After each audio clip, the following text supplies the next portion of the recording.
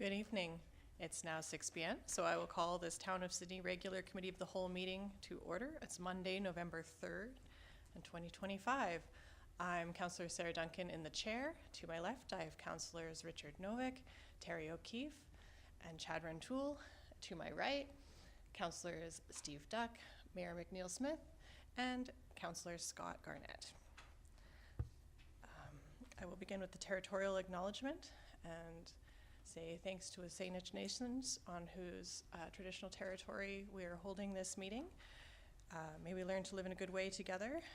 And since it's November, which is the month that we acknowledge our veterans, I will acknowledge the special role of the Wasanish veterans who have a webpage up on the Wasanish Leadership Council webpage, which is a good read to get to know them.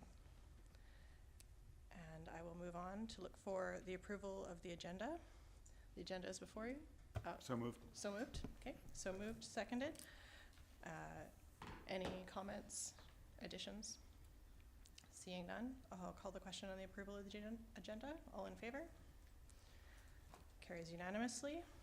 Moving right along. It is now public participation period. There's a maximum of 20 minutes, 4 minutes per person for this. And since we do have 3 development applications on the agenda which have their own public participation, I will ask if any members wish to come forward to speak to other items on the agenda, which would be the Rising Economy and Possibility Charter. They can do so now. And I will call for a second time and a third time. Seeing no public participation, I will call public participation to an end. I'll move on to approval of the minutes of our last regular committee of the whole meeting. And we'll look for a recommendation. Moving the acceptance. Yeah, moved for accepted, seconded. Any comments, additions? Seeing none. Oh, I don't need to. Do I need to move on these? Yes, I still need to. Okay. All right. I will call for approval of the minutes. All in favor? Those are approved unanimously. I'll go on to presentations, and we have Aaron Stone he was the Chief Executive Officer from the South Island Prosperity Partnership, who is going to present to us on the Rising Economy and Possibility Charter. Good evening. Thank you. Thank you. It's different being on this side of the table. I know it's been a while, and I'll try and share my slides here. Excellent. Good evening, everyone. To the Town of Sydney Municipal Partners, I want to extend our deepest thanks. Your investment and your commitment to regional collaboration is the most vital component of the economic opportunities we are building together. You're not just important funders, you are co-creators of a more resilient, inclusive, sustainable, and entrepreneurial South Island economy. For almost a decade, the South Island Prosperity Partnership has been the essential mechanism that translates regional opportunity into tangible economic action. We're a collaborative regional alliance of municipalities, First Nations, post-secondaries, nonprofits, and the private sector organizations and businesses that drive our region's economy. This evening, I'm here to report out on the achievements of the past year and invite you to accelerate the profound shift we are leading through the Rising Economy 2030 plan. In the last 12 months, our collaborative work has dramatically accelerated our impact, achieving results that are recognized not just regionally, but internationally. Our model works because it is designed for this region. It is equitable, giving smaller jurisdictions an equal voice. Apologies, I think I skipped. There we go. Giving smaller jurisdictions like Sydney an equal voice. Crucially, it is also incredibly affordable. The average municipal investment is only $1.64 per capita, making SIP's mandate among the most cost-effective and cost-efficient in Canada. That modest investment delivers a massive return on investment. We achieve efficiency through leverage. For every municipal dollar that's invested in operations, we leverage $1.63 in additional funds from federal, provincial, and most importantly, private institutions into our projects. The overall return in annual household payroll generated is a remarkable 57-1 over municipal investment. This approach has been internationally validated with the IEDC Bronze Award for Economic Development Organization of the Year for 2025. That international recognition also extends to our talent attraction work. Our digital platform, Victoria Rising, which markets our region to attract key talent and companies, earned the IEDC Gold Award for Best Special Purpose Website. This platform actively targets and attracts essential workers in healthcare, clean tech, and other high-growth sectors that all of our communities desperately need. Over the next few slides, we'll give a quick highlight and update on our IPC initiatives as well as COAST. These are just highlights as we don't have nearly enough time to cover even a fraction of the work, but we encourage you to get engaged, attend some of the many events we hold each year, and get excited about where we're headed with these initiatives. Our focus on economic reconciliation is through the Indigenous Prosperity Center, which ensures economic growth is Indigenous-led and values-driven. We have successfully raised over $1 million to support this work. The IPC is driving action now.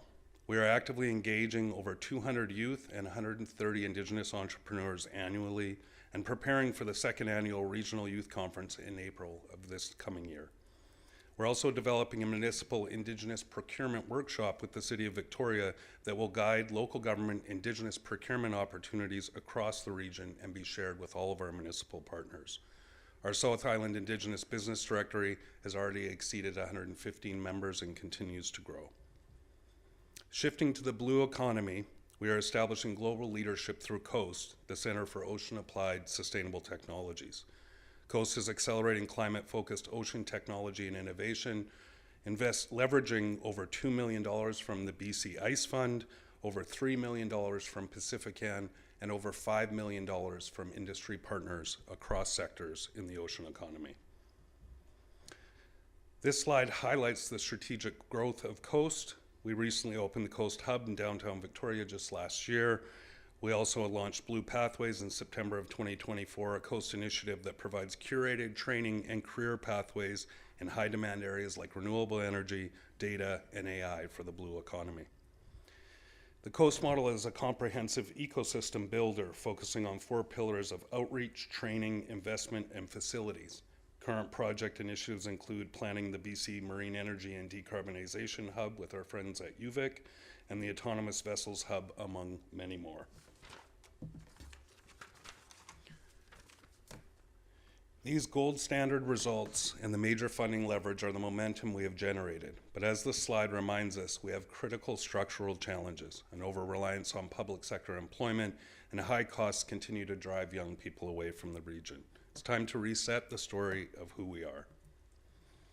The Rising Economy Task Force, launched earlier this year, identified core structural issues we must address, including persistent affordability pressures, stagnating productivity, and the challenge of disjointed efforts in a shared regional economy. Our path forward, however, is built on a foundation of regional strengths. As my friend behind me would say, work from what's strong, not what's wrong. Our highly skilled workforce, a stable economic base, thriving technology sectors, and a world-class quality of life that we all enjoy underpin our efforts.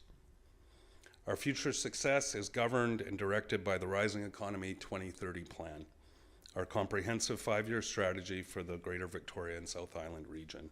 And I'm sorry that you would have got it late today, but I did send you a bunch of links where you can dive into all of this stuff in much more detail. This plan is not a top-down document. It was validated by a rigorous process that included the launch of the Rising Economy Task Force in March, going all the way back to the local leadership forum last November, and is guided by public surveys, extensive engagement with community and business leaders, and with the task force report launched in September and the Rising Economy 2030 strategy launched just a few weeks ago, earlier in October. This work has led to a renewed mission.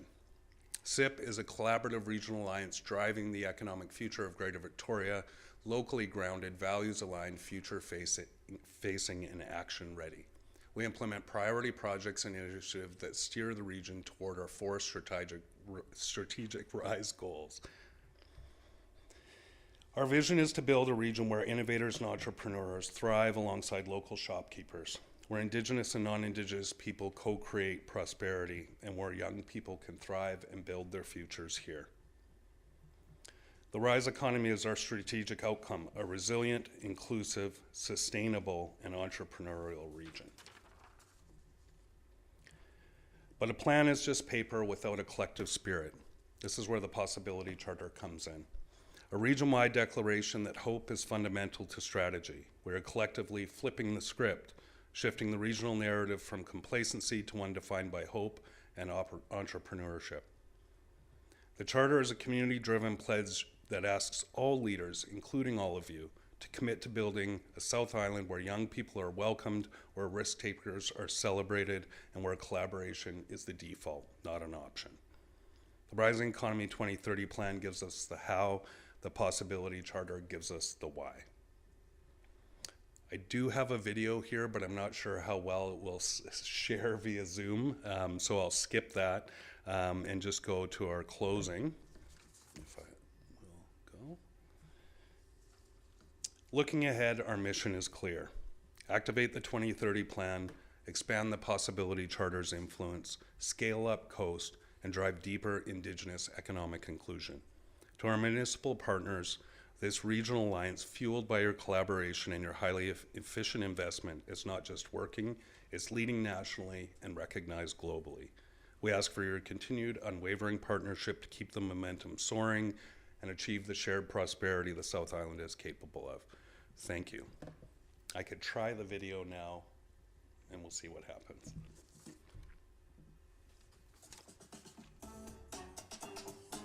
I choose to live in Greater Victoria because it's vibrant. The community really cares. It's a great place to raise kids. It's a place where I can build my business. There's such talent here. There's a ton of passion here and so many innovators. Opportunity for possibilities. The transformation that I would like to see in Greater Victoria is for our region to be more of what it actually already is today. So more bold, more welcoming, more inclusive. I want us to move from being admired for our natural scenery to being recognized for the solutions that we can create here. I would like to see a little less reliance on the public sector and the private sector grow in different areas. I would love to see the city transform in ways that could create more opportunities for young people. The Possibility Charter is really a rally call. The region, across all of society, business, entrepreneurs, nonprofits, elected leaders, government officials, really to come together and send a message that this region is a place that has lots of potential and lots of future possibility. There is a line in the Possibility Charter that really resonated with me, that everyone has the right and the chance to dream. And in that charter where it talks about legacy, we want to leave a legacy to allow our kids to continue to flourish. Number one was a line about holding space for the conversations that need to happen here, for storytelling, for mentorship. Hope is fundamental to strategy. And to me, along with hope comes action. I'm signing the Greater Victoria Possibility Charter because I'm a student that needs a more vibrant environment for young people to come into for the future. I'm signing the Greater Victoria Possibility Charter because I'm an optimist. I think it's important that we have unity and we have a vision. So we want to invite you to join us. Sign the Greater Victoria Possibility Charter and help us co-create a brighter future together.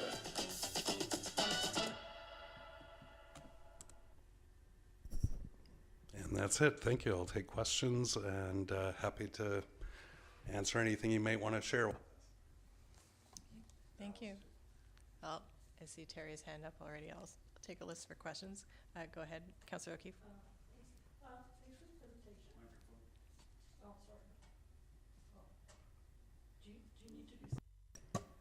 Oh, there it goes.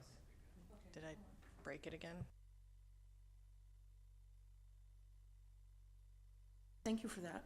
I was wondering about, you touched on attracting healthcare to this area, and I recall at one point SIP was, I don't know if it was an actual program or just involved with, I think it was the South Island Division of Family Practice, yeah, in supporting doctors and their spouses coming to the area, and just curious about how what success there's been there and whether that's still going on. So that was one of the first events actually I attended when I started here.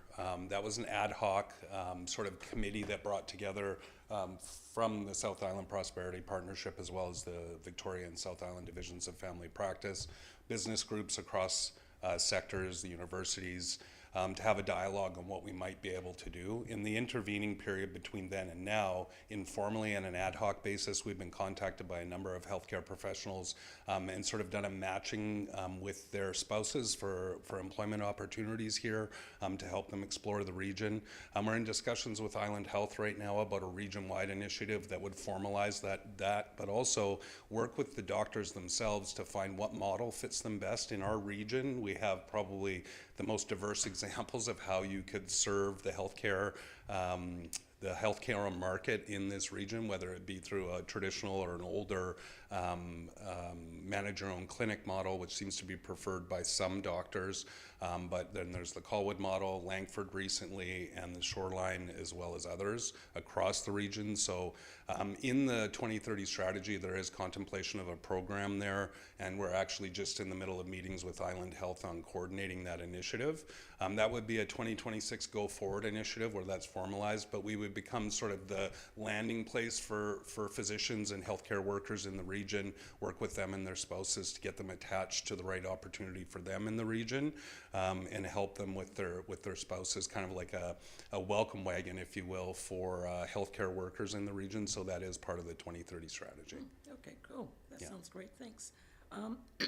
Also, just on manufacturing, as you know, we've got a good chunk of manufacturing on the other side of the highway there. And I had heard rumblings that there might be something afoot in terms of providing support to that sector and possibly a SIP presence out this way that would support that segment of our economy. If you've got any news on that. Yeah, so one of the initiatives that rose quickly through the task force and working with local, small scale but high efficiency, high value manufacturers was working with the regional tariff response funding initiatives through the federal government, ways to enhance the productivity of our local manufacturers through lean process improvements. So there is an application into Pacifican right now to fund that work. It's an intensive 30-month program that's anticipated that we would hold in partnership with the Vancouver Island Manufacturers Excellence Alliance, which does include a number of members out here. And it serves a number of purposes. The key focus of the first phase would be to improve the efficiency, output, and attach our local manufacturers to more export opportunities either across Canada or around the world. But also a follow-on benefit from that is it becomes a good opportunity with a number of the manufacturers in the region to be able to design and build prototyping for some of the innovations that are coming out of the universities, get those innovations sort of to at least the first stage of prototyping within the region. I don't think we'll ever have scale manufacturing at a high scale in this region. But there is a program that's in the 2030 strategy to do that. The funding applications are into Pacifican, and we do have the partners arranged for an intensive 30-month program to do that work. Yeah, great. Okay, thanks for that. Yeah. That's good for me. Thanks. Looking around for anyone else? Questions? Councillor Novak, go ahead. Thank you, Chair, and thank you for your presentation. It's very interesting. I think you guys do great work. I've attended a few of your local leadership days over the years, and I think I'm registered for the one coming up in a few weeks. A couple of questions.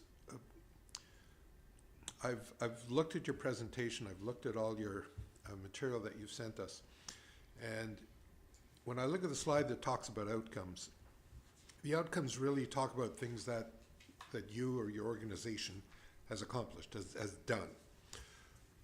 My question is there any way to measure the effectiveness of all these initiatives on the local economy? For example, do we see, or is there any way to determine that your work has resulted in an increase in local domestic product, or an increase in the number of manufacturers that have set up shop in the South Island, or anything that really indicates that our economy is in fact increasing due to all these initiatives? Yeah. So there's a number of ways you can do that. I think one of the things that we're coming forward with, and we still have a kind of a quarter left in this fiscal year after the end of the calendar year, where we want to work with the Municipal Partners Committee to clearly define a set of KPIs that we'll report to on an annual basis. In economic development broadly, attribution is always considered one of the challenges. There are a lot of academic formulas that you can use to look at overall productivity and get some attribution there. At the highest level, areas and regions that have focused economic development strategies, initiatives, and actions being undertaken do perform better over time than those that do not. There are specific examples over the history of SIP, whether it's Ditan being attracted here as a company, the growth in the manufacturing sector in the region. What you'll see in the 2030 strategy, though, is very much more clearly defined initiatives, expected outcomes, and KPIs to report. As an economic development practitioner and a former local government elected official, SIP has been seen not just around this region, across Canada, as the leading model of economic development in our country. The recognition that we received globally this year of that private-public third sector alliance really shows the weight and the strength of the organization. I will say, though, admittedly, that the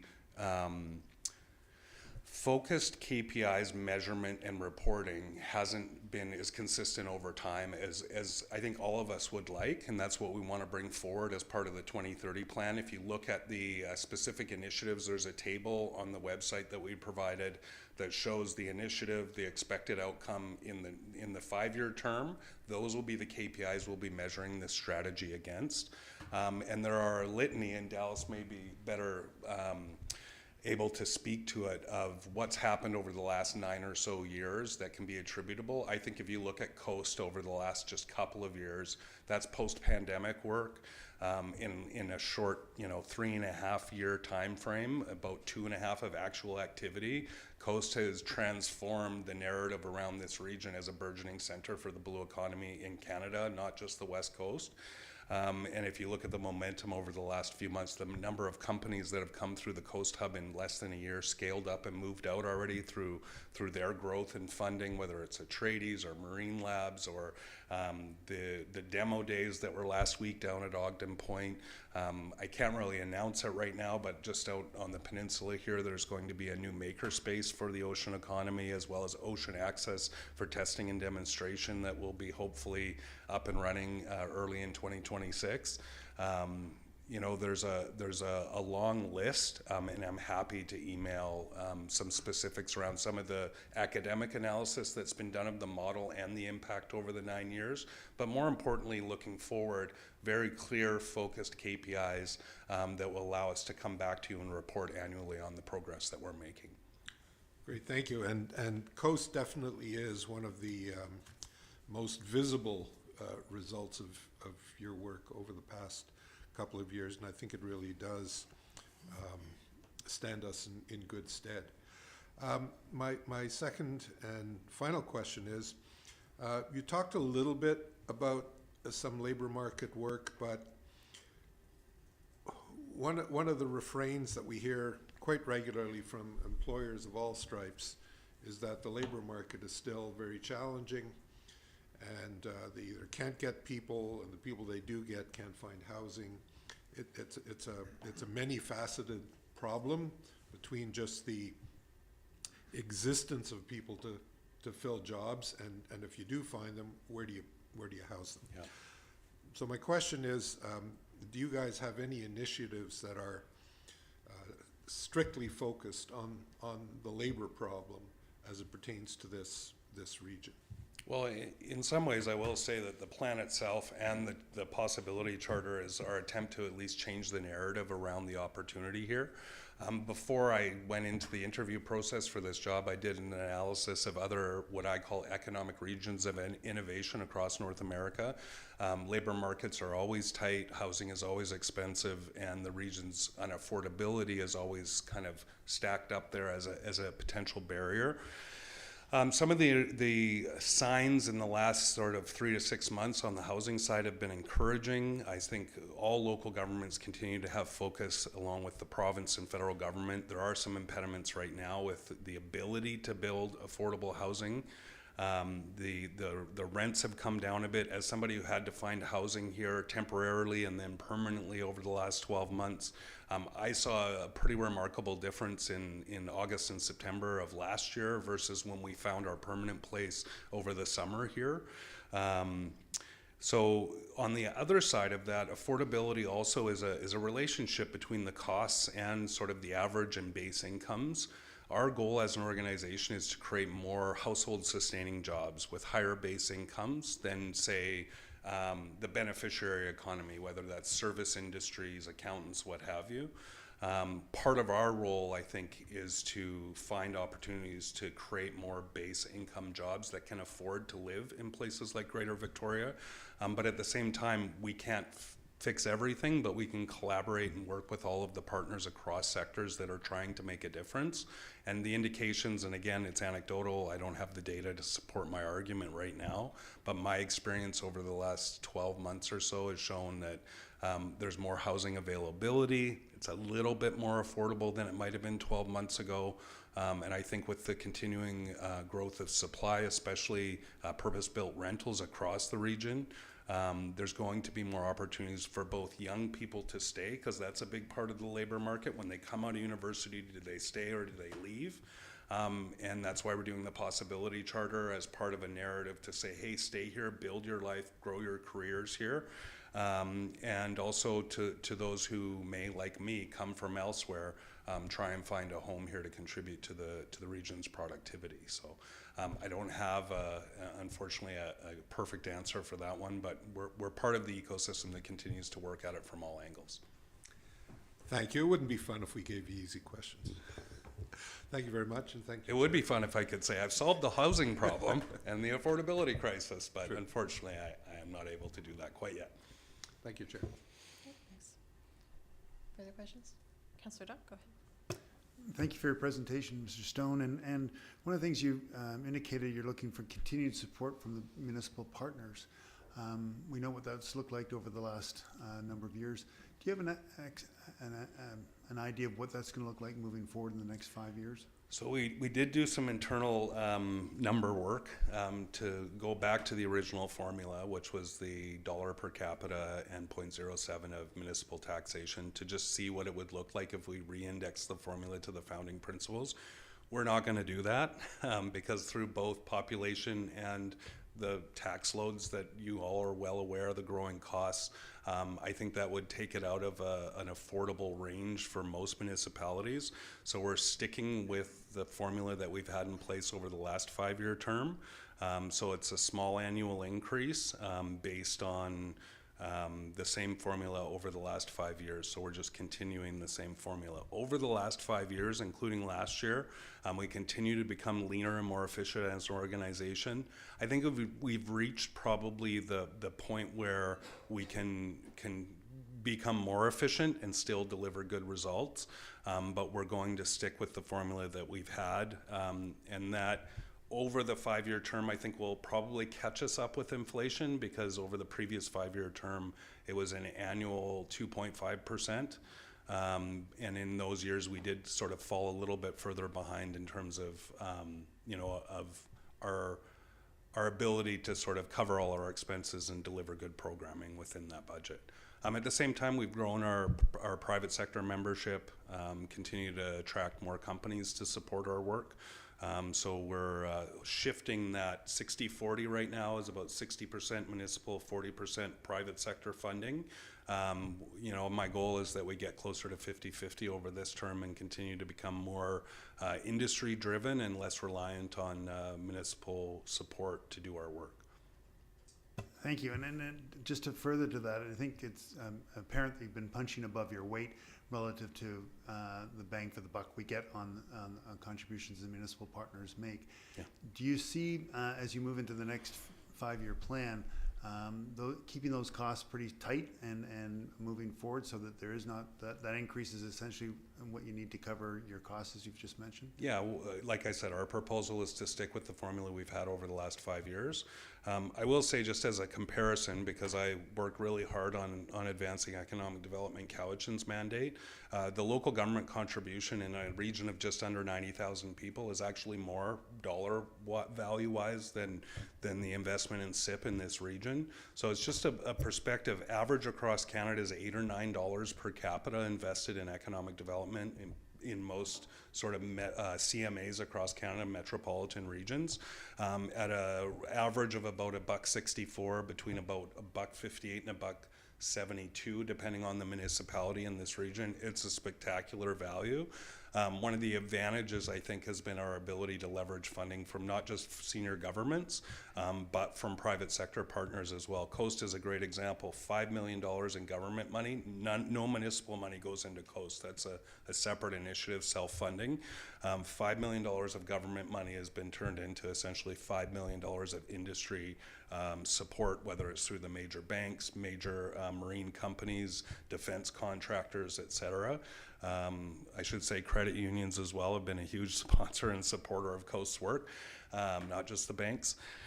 But that leverage is the power of the model. It makes it tough. I'd like to be able to run around with $9 or $8 per capita for the region in my budget every year, but I think based on a model that seems to be working, we're ready to hold the line, because we know the pressure you're all under when it comes to municipal finances.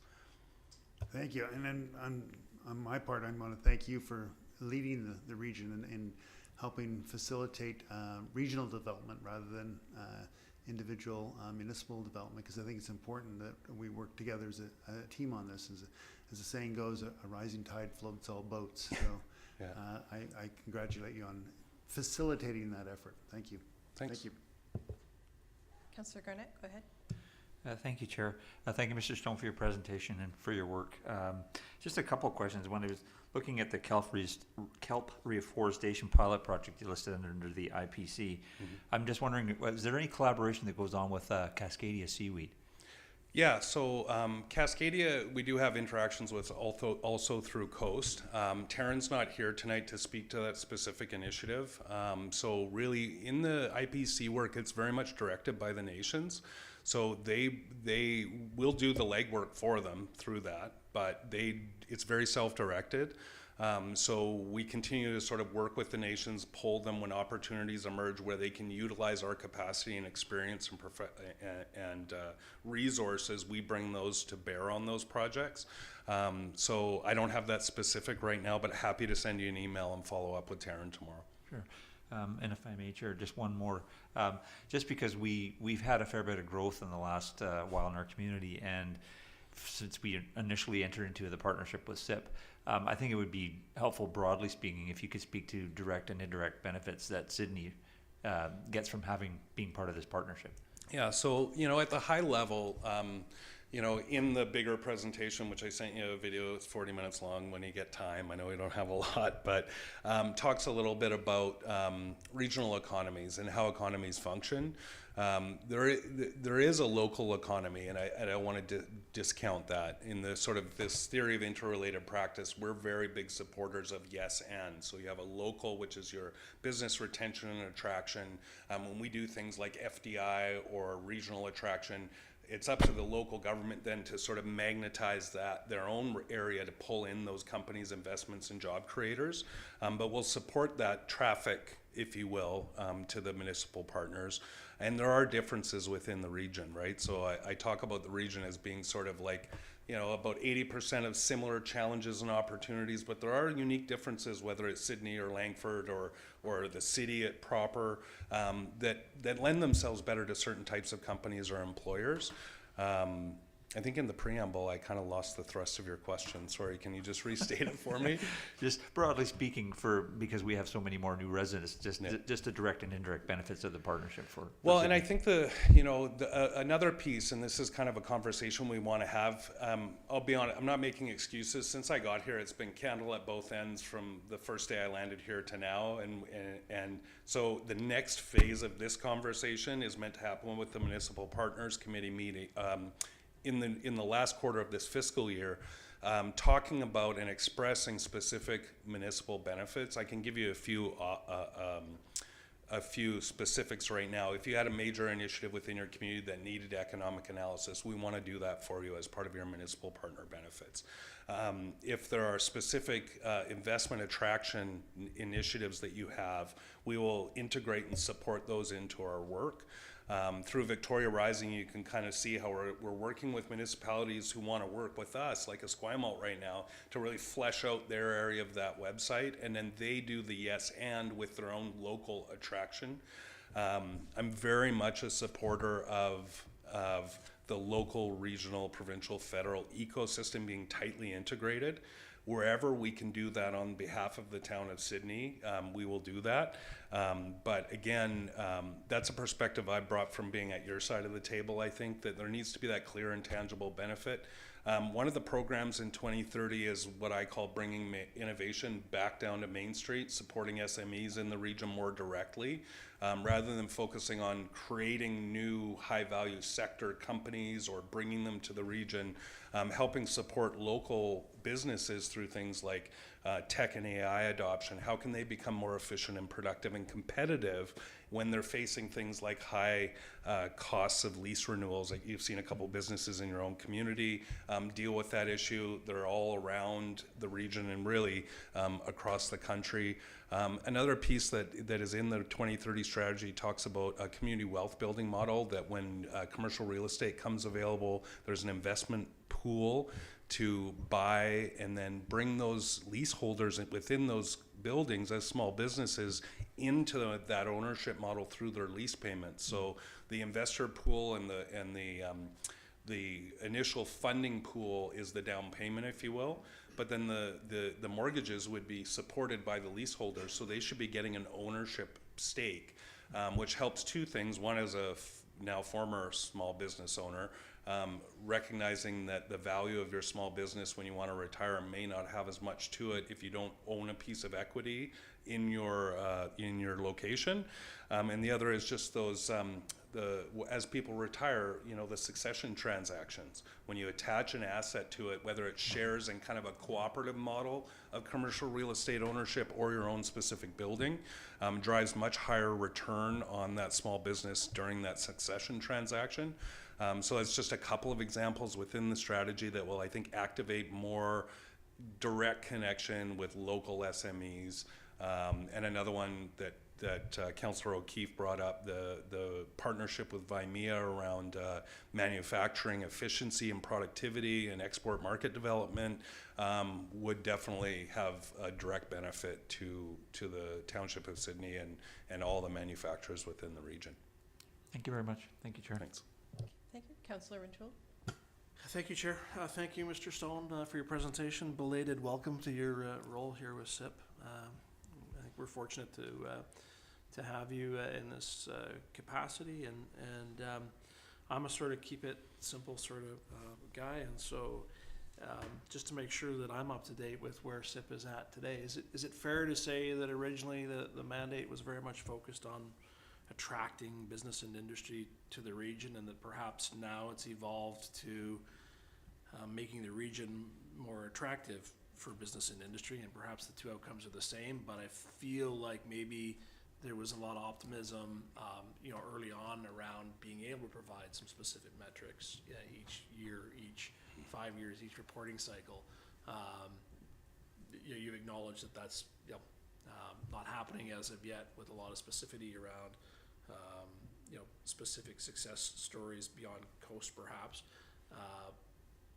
A lot of the focus here is on working with levels of government to encourage perhaps the business and industry environment. So does that sound like a fair evolution of SIP in your mind? Yeah, again, I wasn't here at the time. My exposure to SIP was really, at least at a real high knowledge level for me, was like COVID, post-COVID. So I can't really speak to the earlier years. Dallas is here, who has been along this journey for the whole time. I would say that there's a renewed sense of intention and optimism around doing both, if you will, like the ability to, when we have such a, I would say, an unstable sort of macroeconomic conversation going on. We've been contacted by a number of individuals, companies, and funds, for example, in the United States that are focused on sustainability, clean technologies and things like that, that have had all of their tax benefits cut in our neighbor to the south, that are looking for places to invest that money. Our advocacy work with the federal and provincial government is let's create the conditions. I'm not a big fan of doling out public funds, in other words, tax dollars in large grants, when really what industry seems to be looking for is tax incentives on the investment side, so as they grow, they pay less, rather than getting a grant to start something that may or may not grow. We're still going to go for grant money, don't get me wrong. But really the focus will be, and I should, sorry, as an aside, there were a number of studies done on SIP's impact since its inception until now, and that's where the numbers that we have used came from. Those are based on pretty rigorous academic formulas in economic development and specific examples through SIP's history of investments that have been brought to the region. So I don't want to create the impression that I'm criticizing my predecessors or the journey from there to here. If you also look at the 2016 to 2025, 26 period, it's been a pretty wild ride economically. Whereas SIP was started as like this region was slow to recover and gain back its pre-2008, 2009 productivity losses. And then COVID and post-COVID, I think the metrics that have been, especially in the last 3 or 4 years, are really strong. I think what we're going to bring forward is just more detailed and really showing that strength more explicitly. Yeah, no, thank you.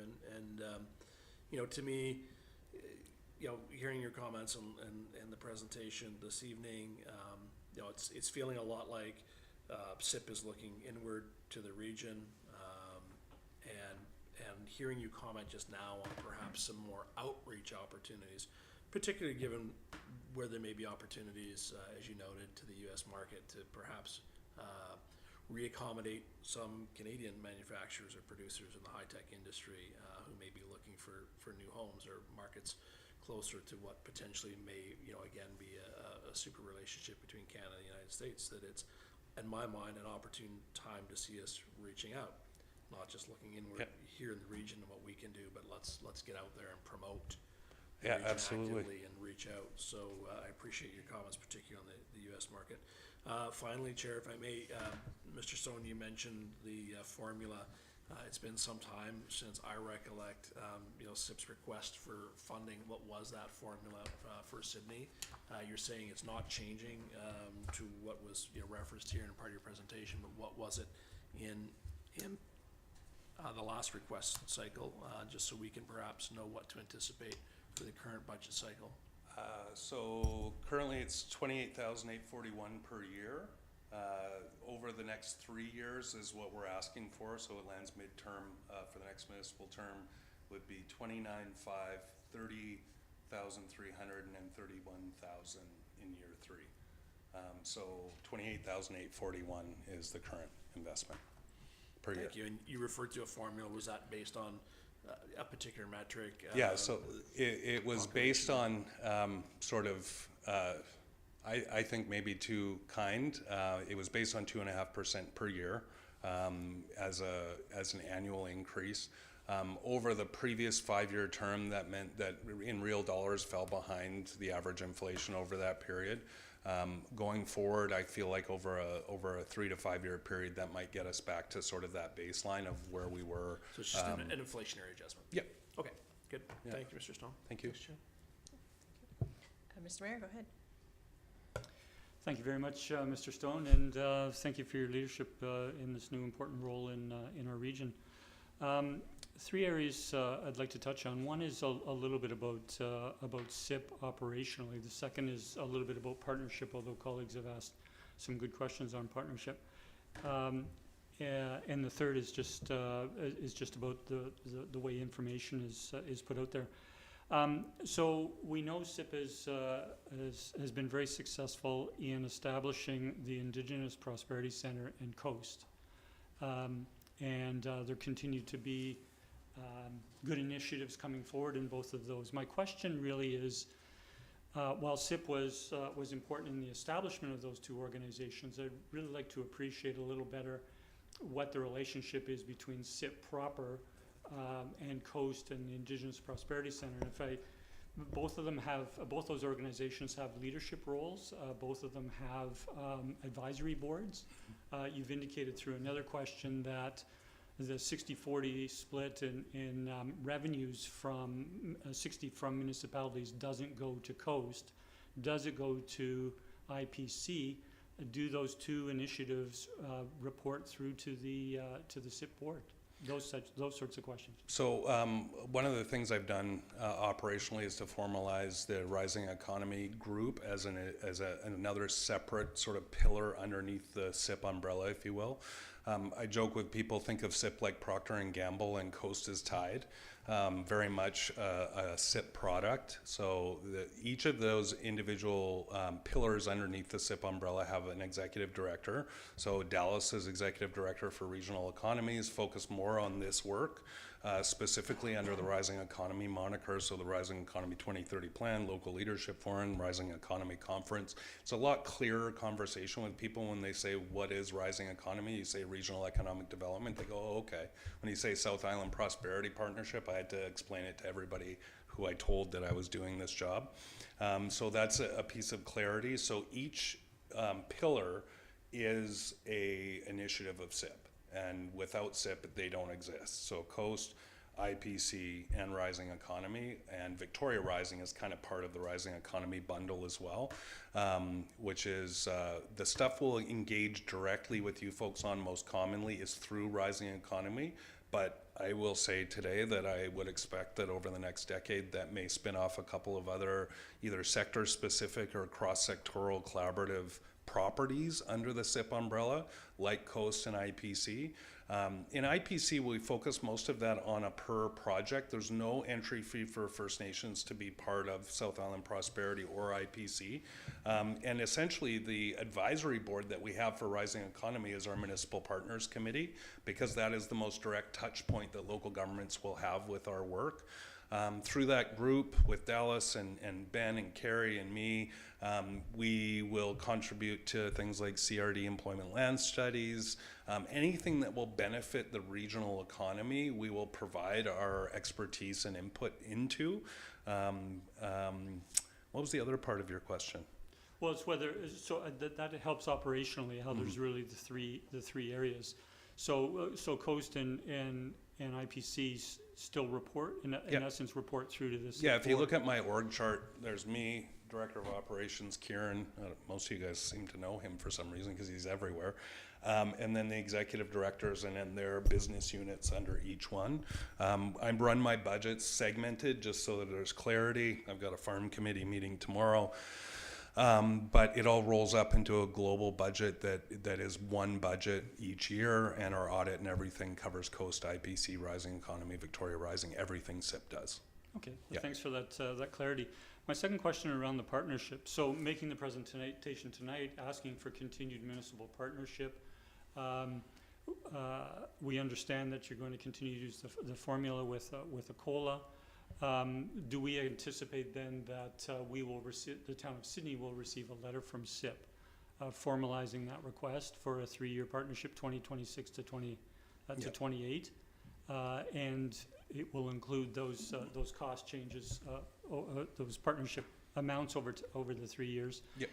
But if it could also include, and there was a question about what the formula was. So we're a population of about 13,000 right now. How does that translate into 28,000 this year of our contributions? So if the formula isn't changing. Yeah, I can do that, absolutely. Okay, thank you. And the third is, like most municipalities, we contribute to a number of external arm's length organizations. Some are cultural, some are economic, and so on and so forth. And one of the requests that we continue to make, or I've continued to make in my role, is that the organizations that are receiving significant funding from the town of Sydney, in their annual financial statements that are often audited, not necessarily all of them, they report the contributions from the municipal funders in that. If I'm missing it, I apologize, but I don't see, SIP financials on your website. But those financials could have been included with your partnership request? Yeah, absolutely.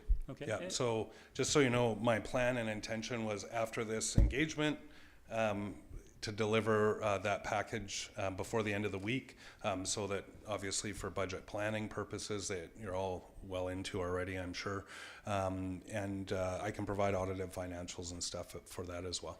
And they do show each individual municipality's contribution as part of the audited financial statements. Excellent. Thanks again for your work. Thank you. Well, I think everybody's had a first chance, so I'll go with my questions now. I guess I would like to follow up on the mayor's question, and as Mr. Duck put it, talking about rising tides, raising all boats, and we do have Indigenous groups, and I thought I saw in the video there that the ICA is involved, so the Intercultural Association probably helps supply it with, I'm guessing, new immigrant entrepreneurs as well. And do you have, because we've been supplied with kind of a multiplier for when municipalities put in, if there's kind of a multiplier that shows that kind of by releasing kind of like a latent group of business owners and entrepreneurs, what kind of multiplier for the surrounding region you get by helping support these particular groups? Just thinking as, federal budgets may change provincial budgets, and that's what you help leverage, that as they may come under challenge from other parties, being able to kind of have that multiplier might be helpful if you know that information. I don't have it, but I will find out and happy to include it going forward. That would be wonderful. Thank you. I know when I was first on council last term, so we came in 2018, some of the things that SIP was doing at that time were requests by some of, I guess, the larger, probably grocery like Sobeys. They needed more food storage at the time, and I don't remember where that one went. And I know the other thing that we'd requested was an abattoir. Yeah. And that one ended up going in South Mailbag. Duncan. Yeah, and so I see there's a lot. Sorry about that, but I worked hard on that file too. You did that one too, okay. So my question, it seems it's less food-centric than it used to be, the Island Good label as well. So have you kind of reached where you thought all of the low-hanging fruit was, and it's just transferring technology, or just it's rolling under its own steam now? So we there's a very specific push in the 2030 plan for a focused economic development strategy for agriculture. The perennial challenge on Vancouver Island seems to be, whether it's Comox Valley, Cowichan, or our region here, how to get the highest and best use out of our productive croplands for our own food security. I'm not going to run around with my young agrarian stickers that are in here, but I'm a huge ag guy. But there's so many disparate initiatives in this region that it's hard to find focus. So our commitment in this strategy is to, and again, as long as we exist next fiscal, to initiate a regional agriculture economic development strategy that brings focus to all the disparate initiatives, tries to find the ones that will make the biggest impact towards food security and an economically viable path for productive food agriculture in the region. All I can say is that through work with Comox Valley, Cowichan, and this region, based on my experience, I'm really confident that we can make some really good progress there. And at the same time, I'm also maybe a little bit jaded because I feel like for the better part of almost 2 decades, we've been trying to do that on Vancouver Island, but that we never really got it over the hump at scale. Some really cool things in the Comox Valley where Island Health was procuring from farmers and committing to procurement that gave them the impetus to convert some of their productive lands to food production, which has benefits for the broader food security conversation. So lots of great ideas of what we could do in this region, but we need the focused analysis to see where we can make the biggest impact through intervention.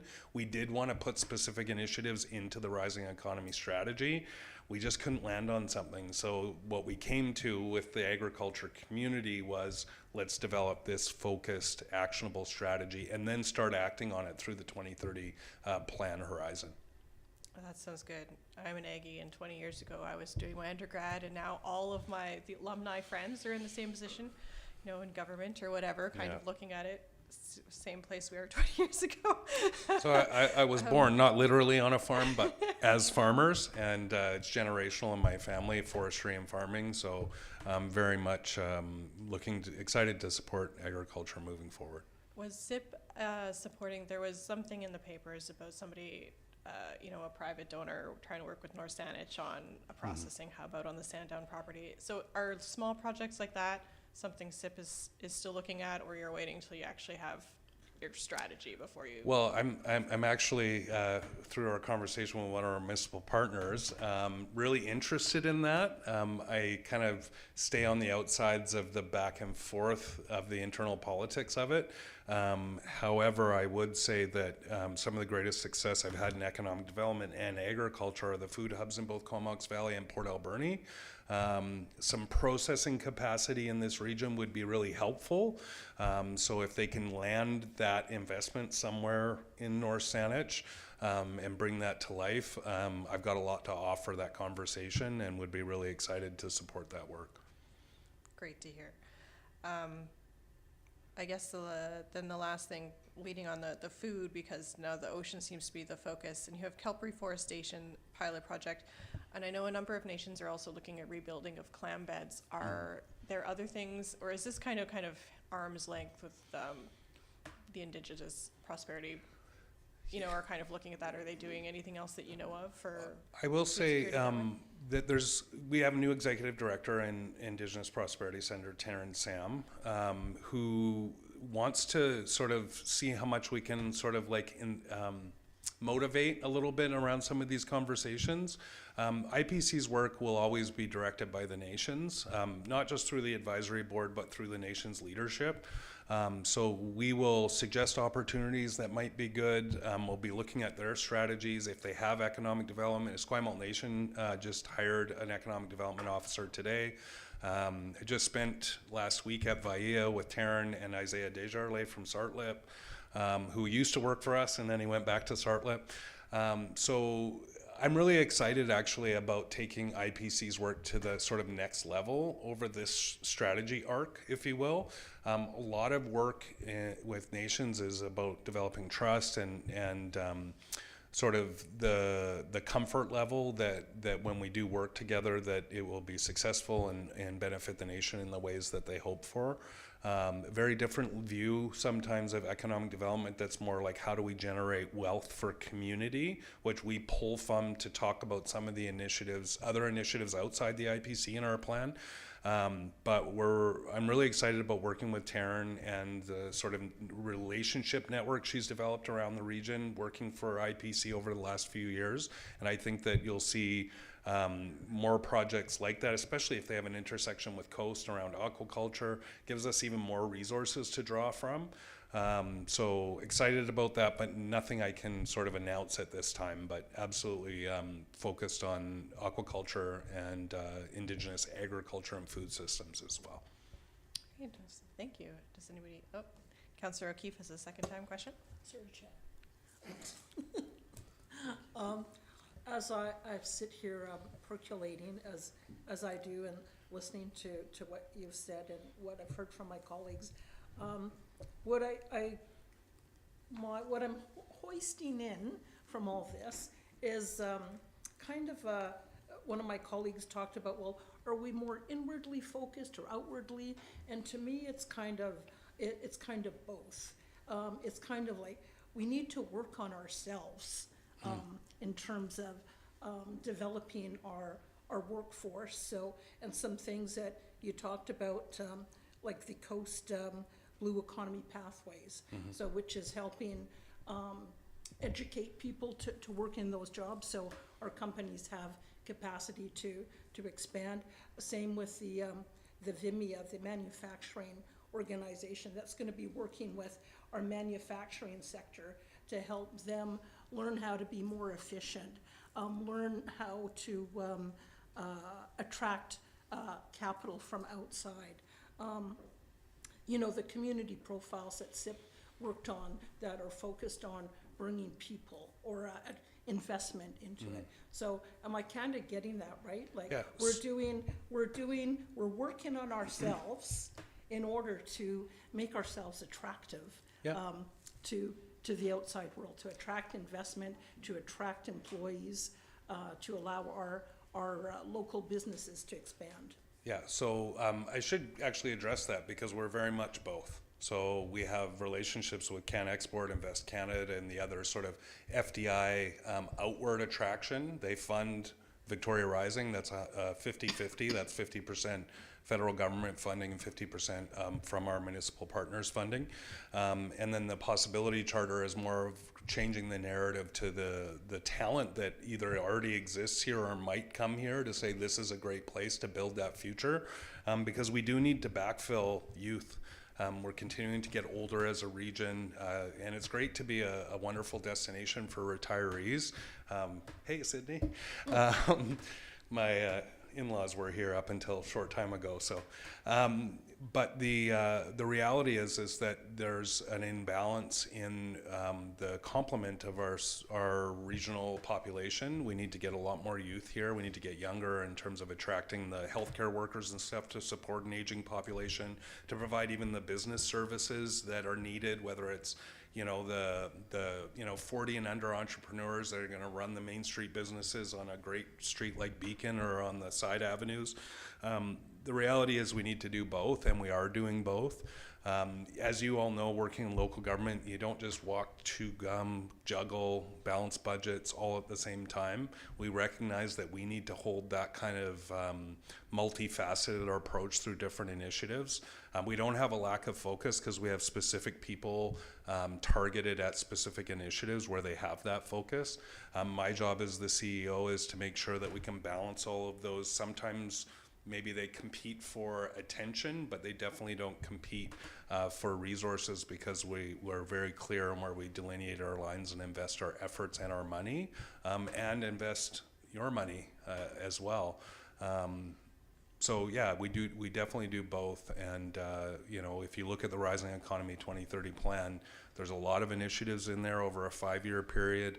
But there's also, I would say, our internal weighting was we've reserved 20-ish% capacity. Your CAO will probably tell you about capacity and strategic priorities every year at budget time, because there are emerging things that we can never prepare for. We know that there's a big defense push coming. We've got things lined up through the Coast Initiative. Obviously, the defense industry here is very marine focused, but we want to reserve capacity if there's different funding opportunities where we can skill and scale up companies within this region to serve defense procurement needs. But we just haven't identified everything that's possible over the next 5 years, so we do have a little bit of capacity left to do that, and also to provide more direct and tangible support to municipal priorities. We do serve 13 municipalities and 9 First Nations, so we can't do everything for everyone, but for a relatively modest investment, I think we can show that we provide really good value, not just regionally, but in a direct way to the municipal partners as well. Yeah, great, thank you. Seeing no further second-time questions, I will thank you for your time. Thank you for your presentation. Thank you all very much. Really appreciate the support. This was our first one, so thanks for being easy on us. Thank you. Okay. I will move on to development applications and start. All of our development applications are from Mr. Ryan Hoyt, who is calling in from online. So I'll start with 7A, which is for the development permit application number DP 100854 for 9601 5th Street, which will be to allow the form and character of a 3-unit residential development. And we have a presentation from the applicant. I see Mr. Hoyt has joined us. You can hear me okay? Yes, I can. Perfect, and we can hear you. Excellent. Just confirming everybody can see my screen okay? Yep. Thanks very much. My name is Ryan Hoyt. I am with the Hoyt Design Company, and we are the project designers here to present this application on behalf of our clients, who are the developers here in this case. I have a unique opportunity tonight to speak to you on all of the development applications on the agenda. And in this case, it's fitting in the sense that all 3 of these applications are effectively on the same street and almost completely in a row. We have The subject property tonight for the first of our 3 applications here is 9601 5th Street on the corner of 5th and Ocean. And following this, we'll speak about these 2 properties here, 9601 4th Street and 2436 Ocean Avenue. So when we do get an opportunity like this to work on development projects that are in this close proximity, it's really an excellent opportunity for us to be able to work on different projects for different clients, but in a neighborhood that will see this evolution be probably far more cohesive than it would otherwise. And that's a really great opportunity for us to help in this manner. And I think it ends up resulting in a better product in the end for the community. So look forward to presenting these applications, and we'll start with this one here at 9601 5th Street.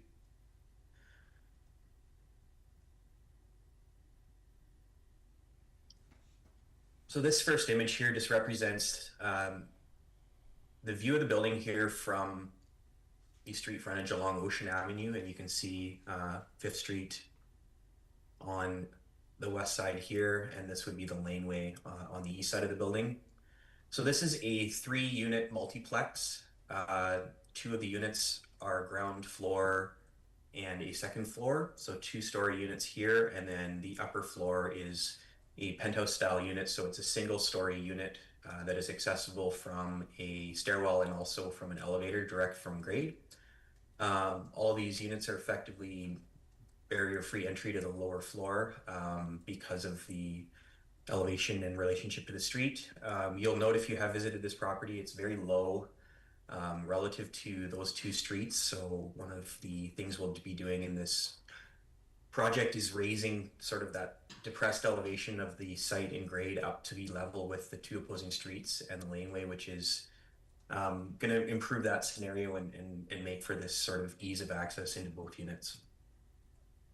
Just again, looking at this property being currently in a multi-family zone, which is all of these properties in pink along 5th Street, whereas most of the surrounding properties are sort of in the R1 intensive ground oriented zoning. The nuance of this property that's a bit unique is when Bill 44 was introduced, it effectively gave the sort of initial zone increases to all of these R1 properties to allow up to 4 units and really increase the lot coverage, height, story allowances as soon as that came into the mix.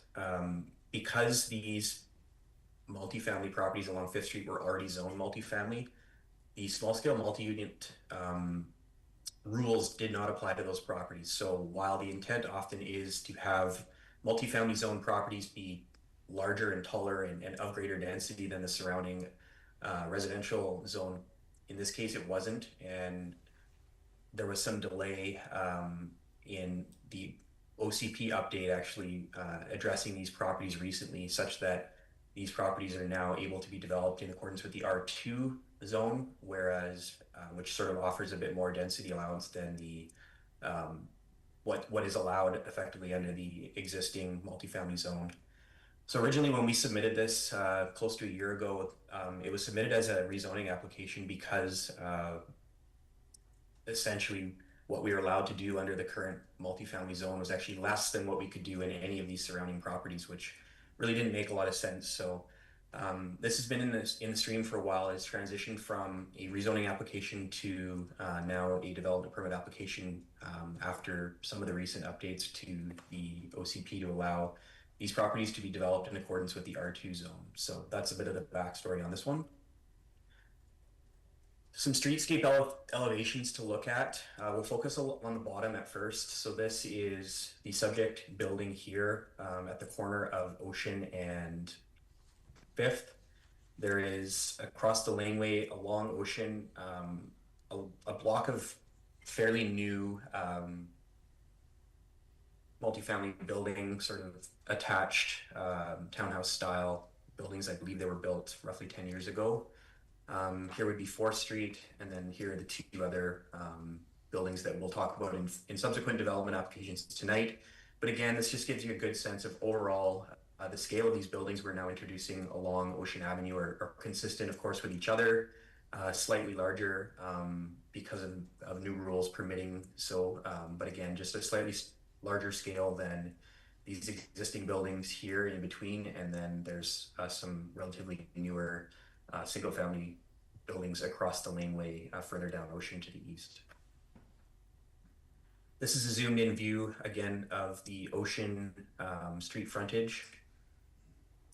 This is the laneway side of the building. So essentially from the lane looking at the parking area.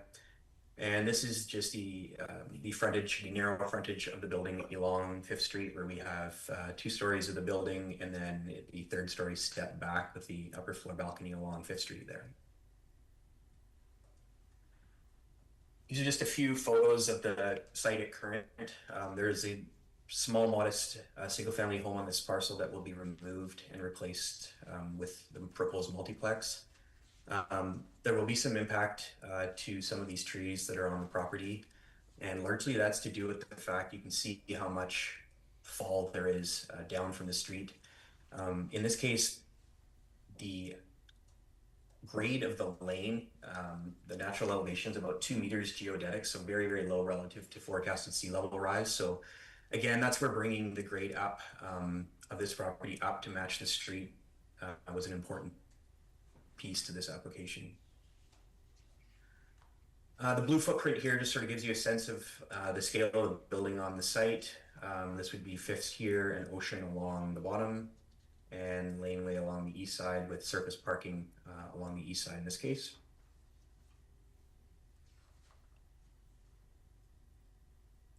Just a simple look at the landscape plan. You can see how big the boulevard is separating this building from the intersection. So a large municipal boulevard, the thick red line representing the actual property line, and here you see the entire parking access comes in off of the laneway into these surface parking spaces. We do have pedestrian access to the property from both 5th and Ocean, and some garden landscape buffer between the building and the street, of course.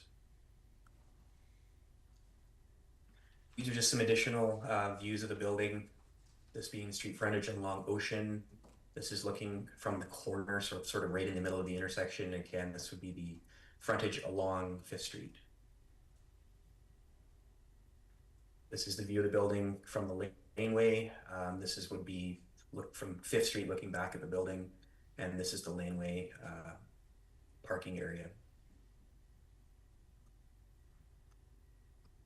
I'm not going to go into too much detail.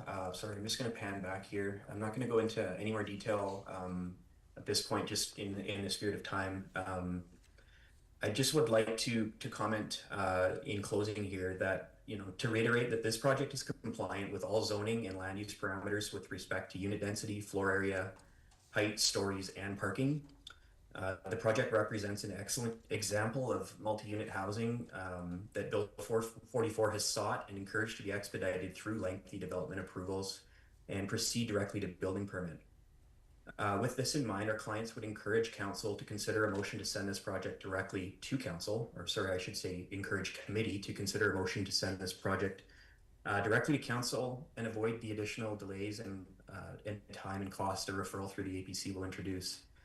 This building and most other neighborhoods in the town would not require any approval through council, let alone a referral through the APC. So I think in this case, especially, we've had a long road developing this project as a result of some delays of the OCP and how it didn't align exactly with the small scale multi-unit as it came out. And obviously, we'd love to get this moving as quickly as possible with your support. So thank you. Thank you for that presentation. There is a staff report, and before I go to public participation and committee Q&A, I'm going to look to staff to see if they have anything to add. Thank you. Good evening. As was indicated by the applicant, this is an application for a development permit for the 3-unit residential development here. It does fully comply with the zoning bylaw, the parking bylaw, those bylaws that we have to review it against. It complies with them, which is why the staff report does provide a very brief summary. There's no detail to go into there. Yeah, I'm happy to answer any questions. Thank you. Okay, thank you. I will go to public participation. There's only one member of the public here, so I'm gonna guess calling once.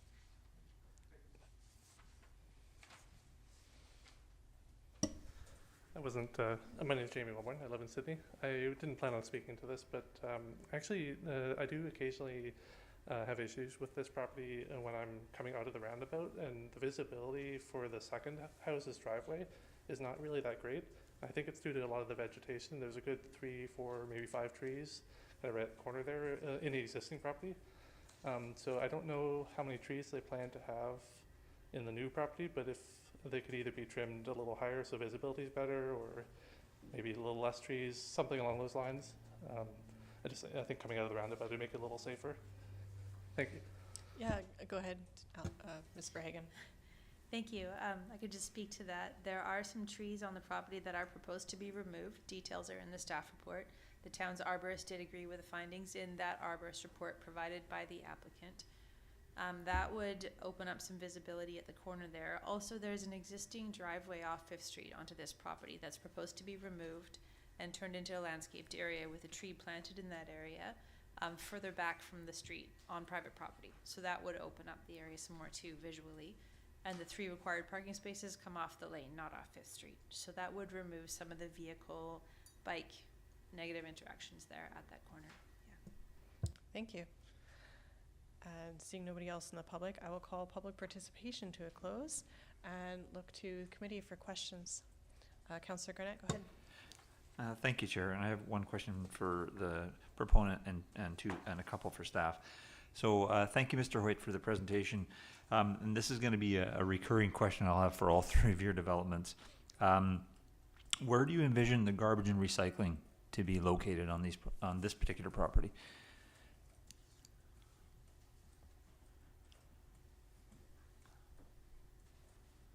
Pardon me, I'm sorry, I had my microphone mute. On this property, we currently have, each unit has an enclosed storage facility. So because of the difference here in site coverage allowance between sort of the R1 at 50% and the R2 at 45%, we were a bit limited, and that's where garages are not in this application where they are in our subsequent applications. So in this case, we have accessible ground level storage units that could certainly house garbage and recycling facilities in this case, and expecting that to be also facilities used for bike storage and miscellaneous storage as well.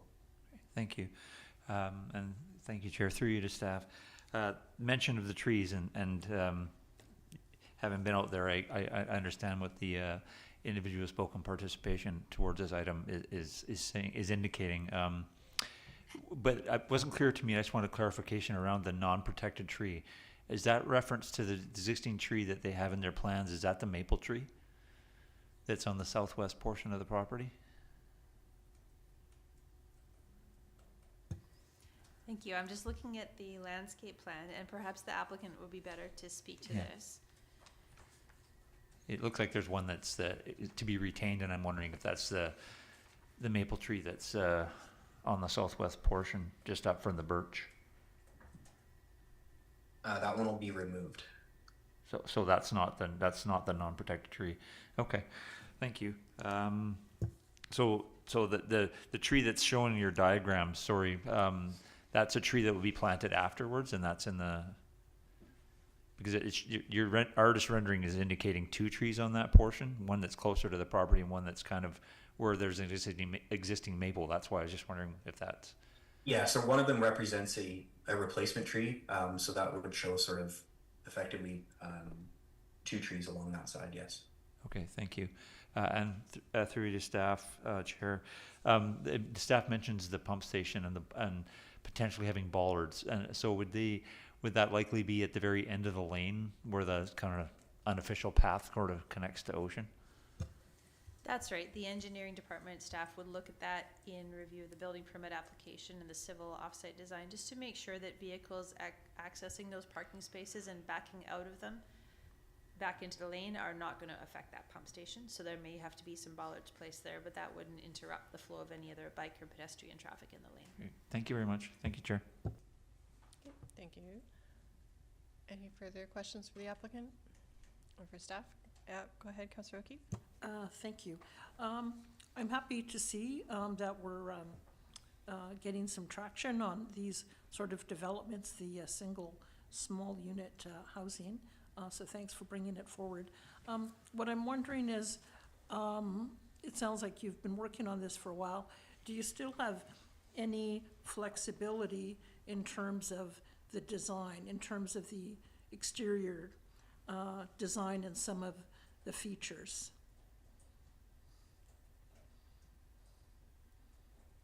I would say, I mean, obviously, we are here hearing an application for a form and character development permit, so this is what we're currently proposing.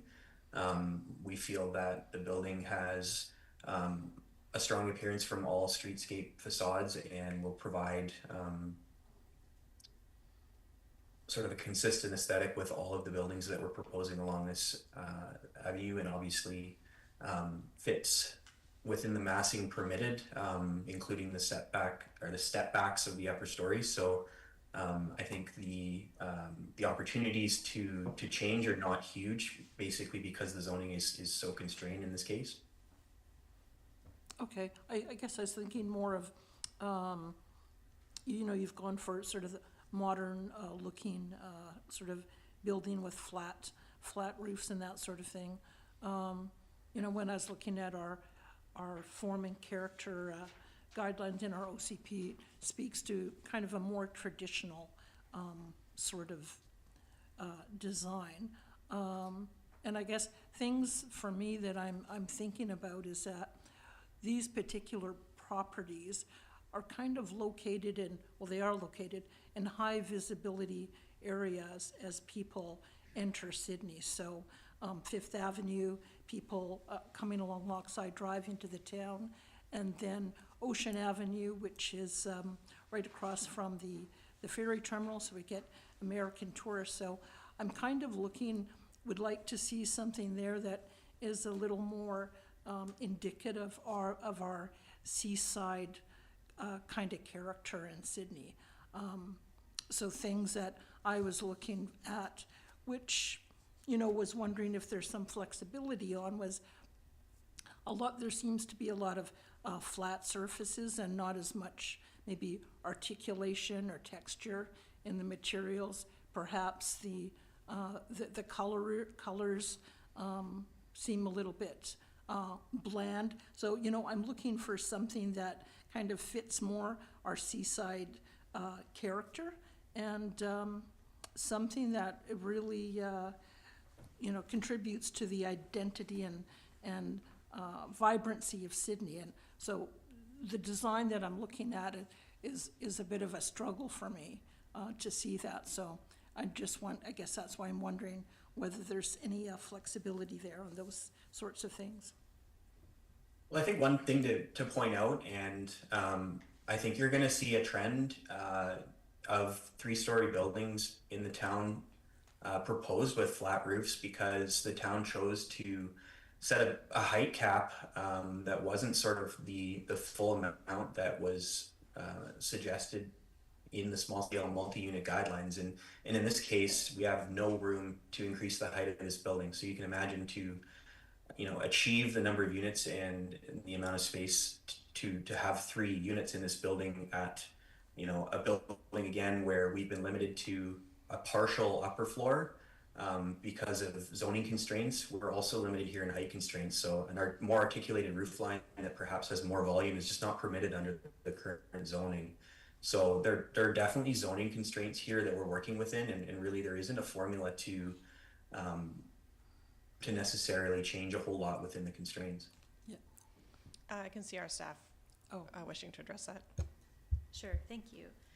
So just to speak to the provincial guidelines for the small-scale multi-unit housing regulations, the province was recommending that all municipalities allow 3 stories and 11 meters in height. So what's been adopted into our zoning bylaw is 3 stories and 10.5 meters in height for a low slope or flat roof, and 12 meters in height for a pitched roof. So I think that does comply with the province's direction in terms of the height, and is more than generous, being allowed up to 12 stories for the pitched roof. And just to comment on the design guidelines, Sydney's guidelines in the OCP don't require any specific form of architectural style. They're quite open and broad. They do speak to quality materials and well thought out design. There's a number of more modern style homes that have been built in this neighborhood. There's a real mix of houses that have been built in this neighborhood in the last 10, 20 years.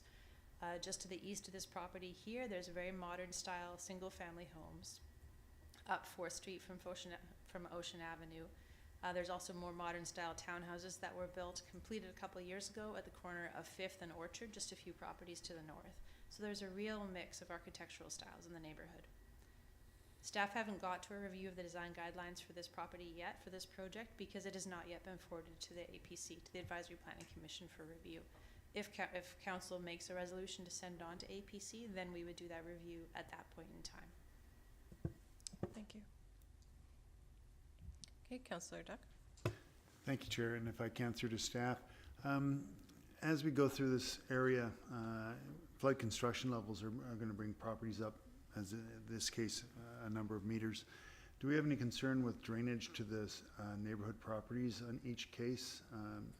Does that put any challenge on drainage to those as we build up the surrounding areas? Thank you.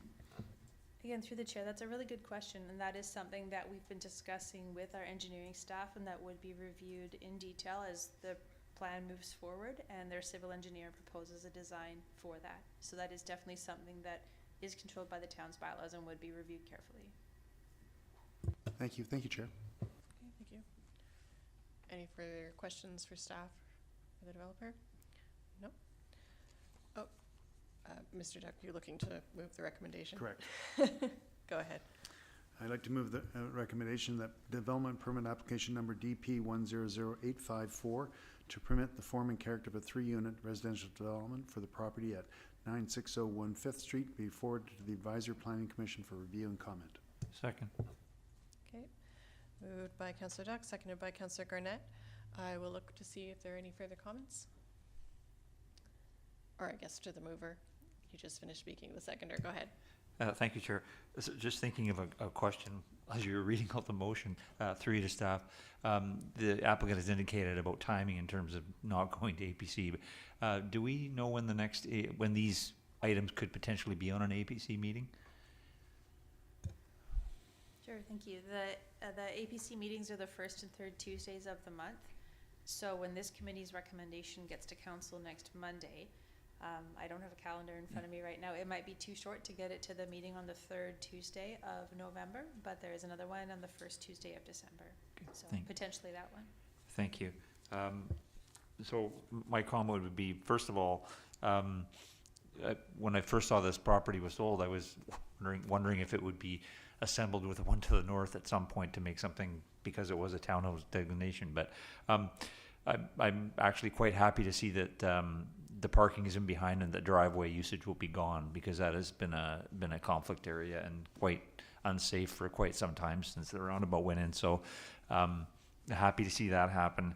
I do appreciate the fact that you've added extra storage to this. I think that's a really good thing in terms of people downsizing, if these are the people that buy these kind of homes. But it's just, have that extra storage is really important, and I commend you on that aspect. As far as the APC comment that you made earlier, this is an important part of our process, and we have professionals on that in that committee that provide recommendations to us, and it's a valuable insight that they give us in making decisions. So I would never want to skip that step in this particular instance. Thank you, Chair. Thank you. Councillor O'Keefe? Thank you. I support the motion, and in regards to it bypassing APC, as Councillor Garnett said, I think it's part of our process. And also, my initial reaction to just the appearance of the development is I don't find it attractive, and I don't.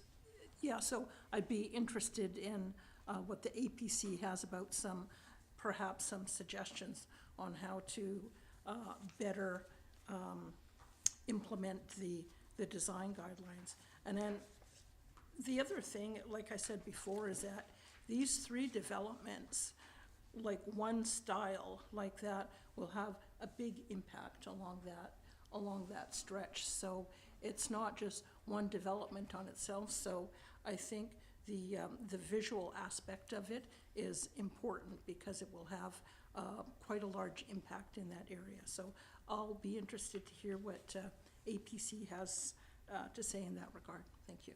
Thank you. Okay, seeing no further comments, I will just add, I concurred with Councillor O'Keefe. It's definitely not an architectural style that's my cup of tea. However, as Councillor Garnett said, the use of the space, the movement of the driveway, the storage, I can see the design of the inside of these units. They look quite attractive and well laid out living space. And so I feel the way that they will actually work for people who live in them will probably be beneficial, even though those of us looking at it just purely from an eyes on the street are going, oh, this doesn't look great. So I'm happy to see this application move forward to APC. And I think it's an important step given that there are going to be 3, and if this is a successful design and it sells well, it is a good use of these size of lots, I suspect we'll probably see more of this if it works well. So I'd like to hear their feedback at this stage in the process before we see more, and if there are ways to vary it as more go in, that would be good to hear. So I will call the question. All in favor? Okay, that's unanimous. Goes forward to APC. And we will move forward to development permit application number DP 100855 at 9601 4th Street. And turn it back over to Mr. Hoyt. If there's something particular about this application that is different from the one you just presented, do you want to draw to our attention? Go ahead. Yeah, just bear with me for a second, please. Mm-hmm.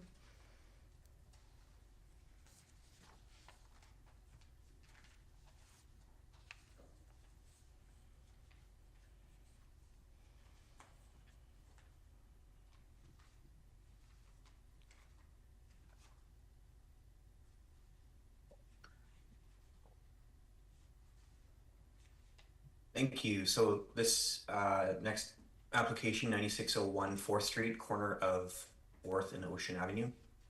The formula here is much the same. The difference being in this case is we have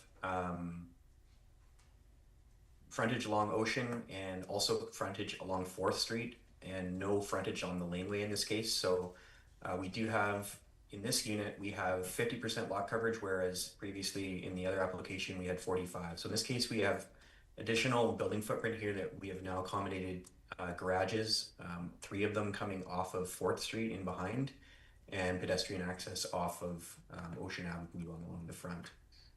So the frontage of the building along Ocean Avenue, we have 2 front doors for the 2 lower units. In this case, the living space is inverted, meaning you come into these units and you have your primary living space, primary bedroom, kitchen, dining, and living room space on the 2nd floor, and that is a result of the ferry terminal being directly across the street and the opportunity to raise the living up a little bit so you're not staring right out at the chain link fence in the parking lot of the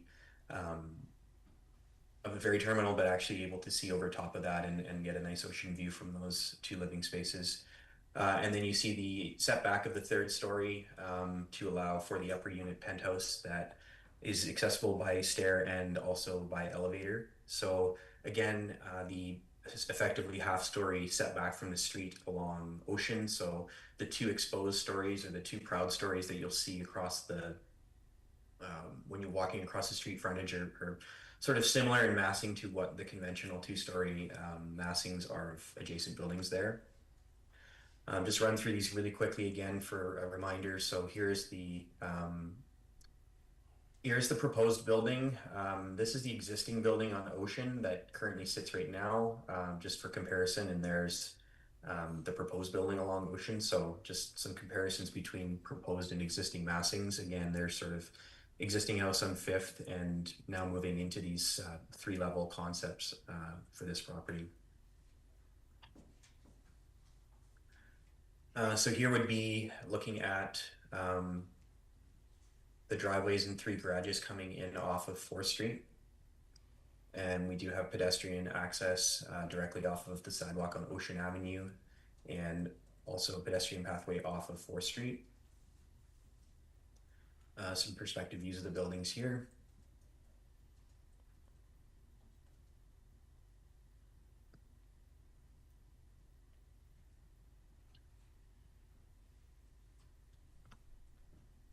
And in this case, we'll just look at these floor plans a little bit so you can see where the garages come in on each level.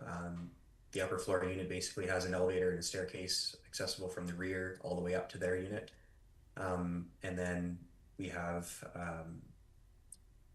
bedrooms, a mudroom, storage, laundry on the lower level for these units, and then primary bedroom and primary living spaces on the upper floor with a nice balcony on these ones. So very similar formula, very similar maximization of what we are permitted to do within the zoning here to offer the most space and most livability for these 3 units. So I'll stop there and welcome any questions or comments on this one. Thank you. Okay, thank you. I guess I'll turn to staff first to see if you have anything to add before committee go to questions. Sure, thank you.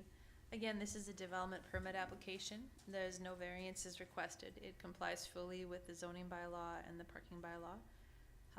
Access is off 4th Street for all 3 vehicle parking spaces. 2 of the units have front doors facing onto Ocean Avenue, and 1 has the front door off the north side of the property to get up to the upper story where the main part of that 3rd unit is. Happy to answer any questions. Thank you. Thank you. Following the agenda, I'll go to public participation. No comments from the public. I will close public participation and go on to the committee. Councillor Rintoul. Thank you, Chair. Mr. Hoyt, thank you for your presentation. Applies to all 3, I guess. Haven't heard about the 3rd one yet, but rooftop, flat roof, you mentioned elevator. Are these just like small internal elevators in that there's no rooftop apparatus? Second part of the question, where's the HVAC on the roof or elsewhere? Thank you.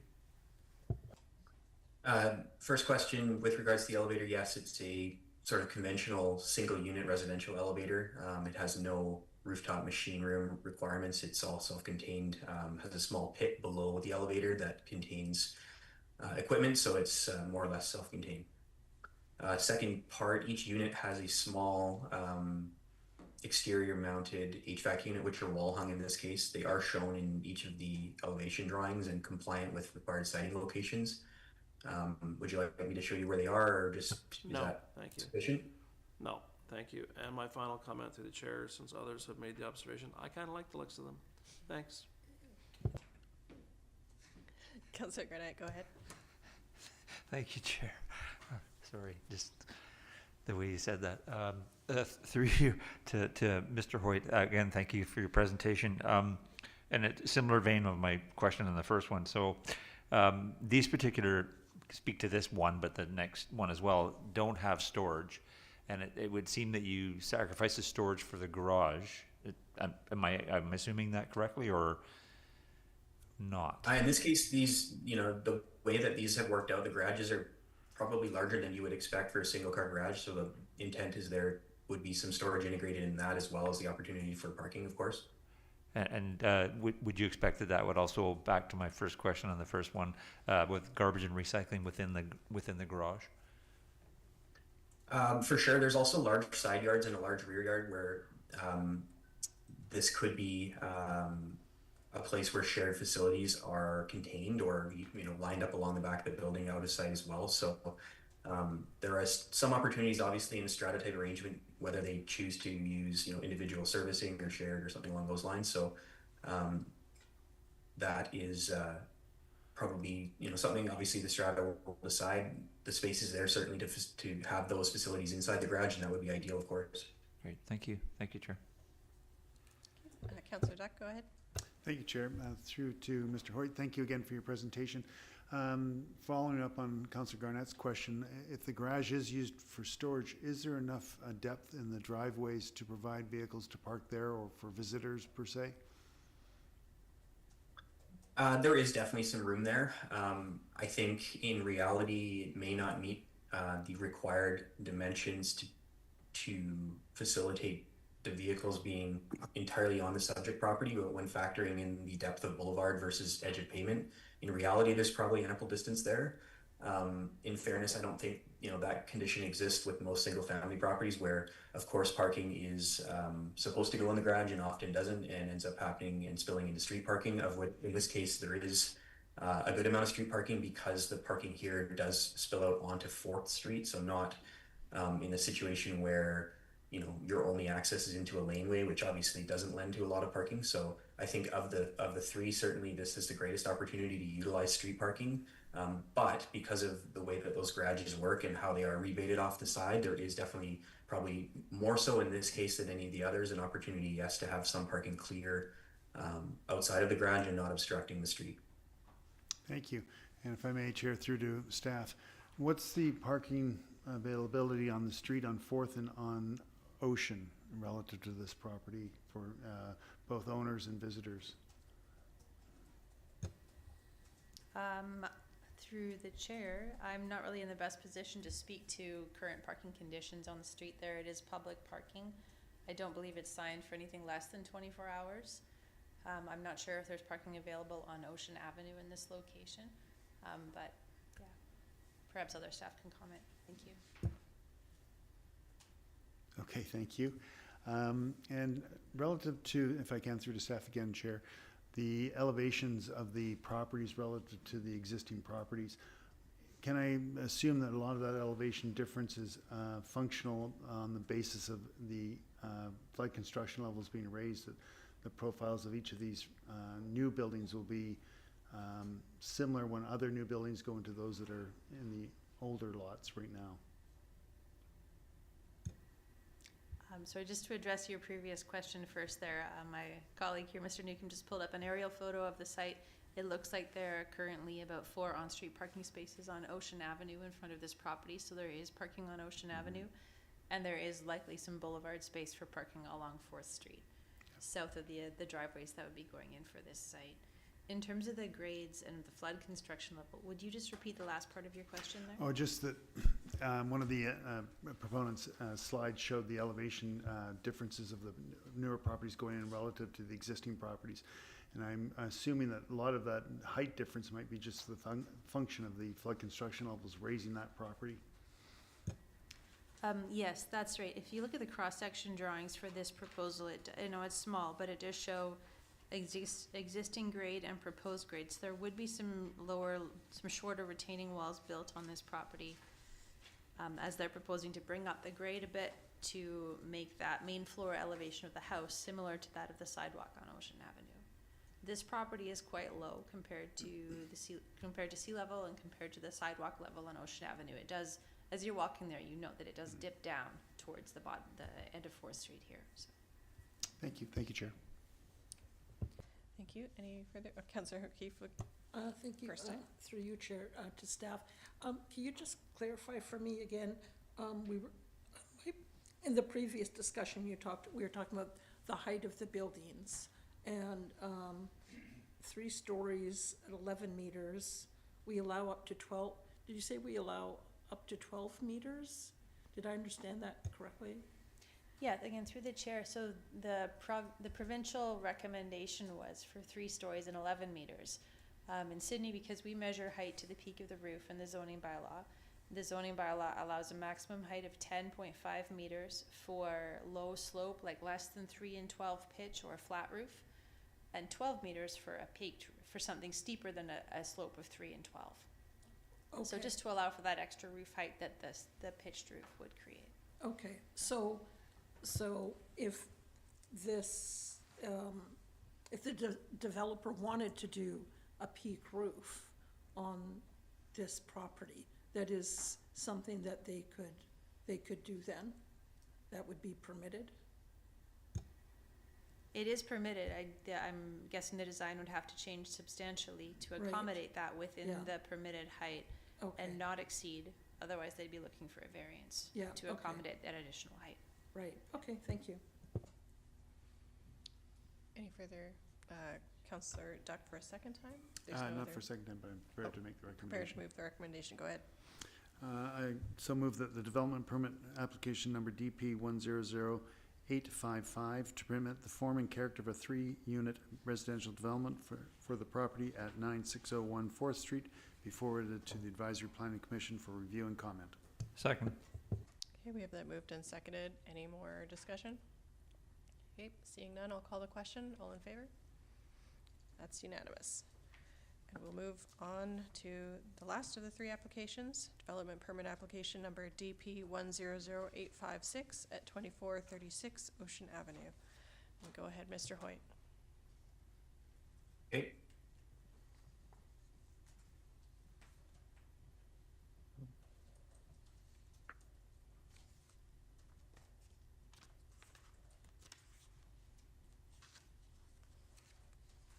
Last but not least, this property, 2436 Ocean Avenue, directly adjacent to what we just looked at 9601 4th Street.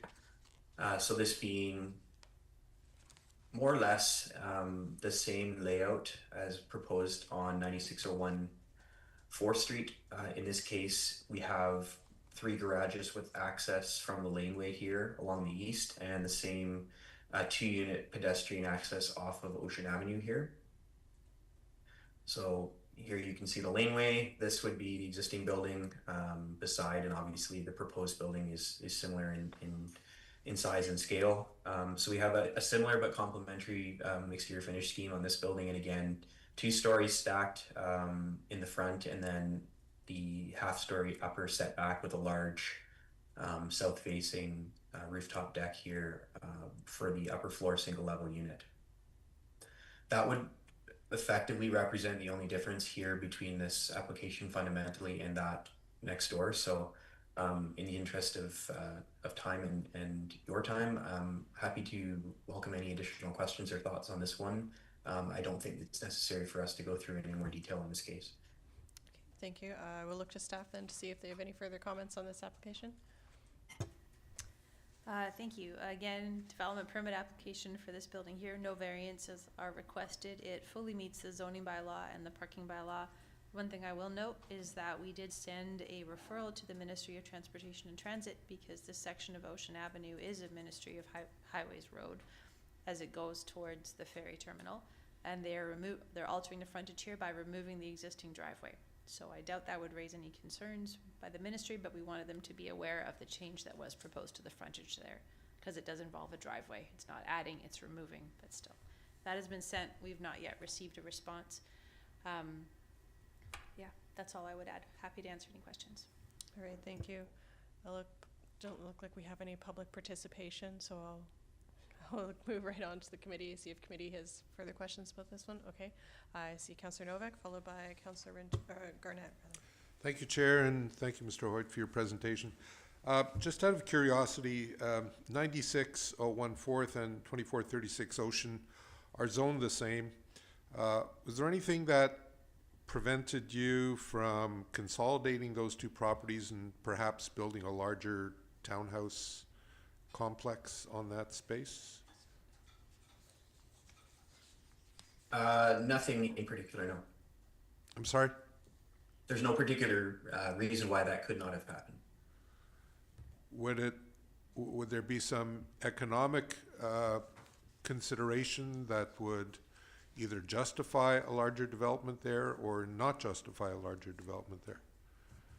In this case, the scale of project that's currently proposed is what is supported within the zone, so it, in theory, would significantly reduce the development risk and time frame associated with going through a rezoning and the entire process and timeline that unfolds. So, and I'm not sure, based on the site density and what practically would fit on there, whether that would result in any more density in reality. So here we are. Thank you. Thank you, Chair. All right, go ahead, Mr. Garnett. Wow, Mister, thanks, Chair. Through you to the applicant. Thank you, Mr. Hoy, for your shorter presentation on this particular one.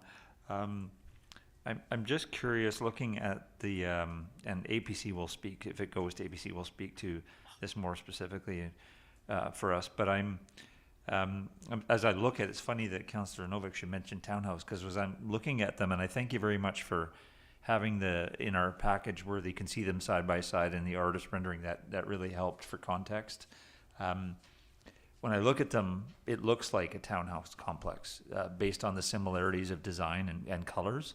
And these are two distinctive addresses. So I wonder if there's any consideration giving to, when you were designing them, to provide some variations so they don't look so much alike, and not just in the way the building's constructed, but the color palette. I think in this case, recognizing a shared ownership group here, and from that perspective, I think there's advantage and benefit in our case for presenting something that is fairly cohesive here. And from a timing standpoint, it's going to unfold hopefully and present to market at the same time. So, if these properties were consolidated, obviously this was going to be a bigger building that looked the same. So, two buildings side by side that are very complementary. They do have some variation to them. So we're comfortable with that, and felt that was what we wanted to proceed with in this case.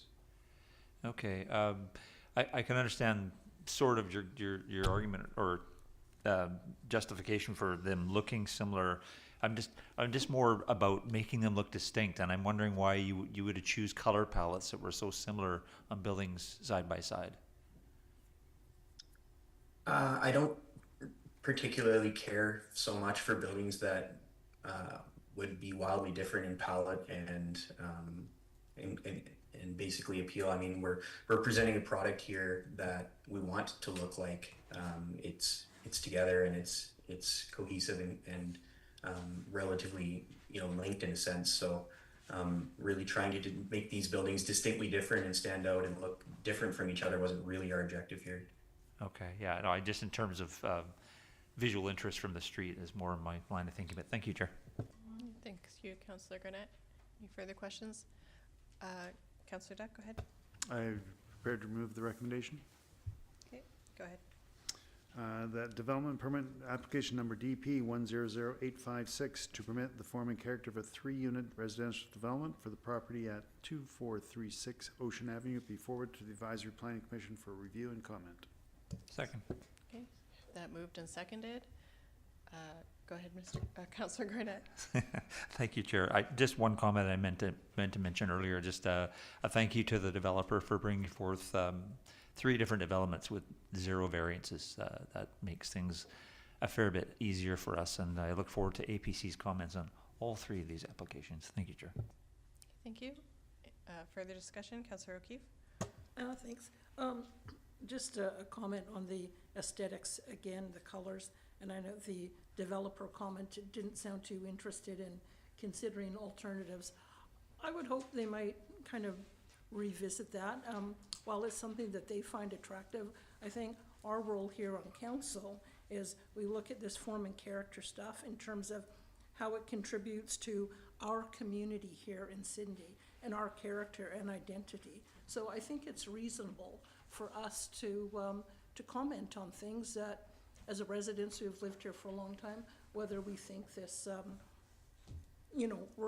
represents a character and identity that we want to convey. So I'll just leave it at that. Thank you. Okay, thank you. Seeing no further comments, I'll call the question. All in favor? That's unanimous. Goes ahead. And I will thank you to Mr. Hoyt for your participation. We have no staff reports, no other business, and so I will look for movement to adjourn. So moved. Okay, we have that moved and seconded. We'll call the question. All in favor? Right. Thank you to everyone. Thanks, everybody. Good night.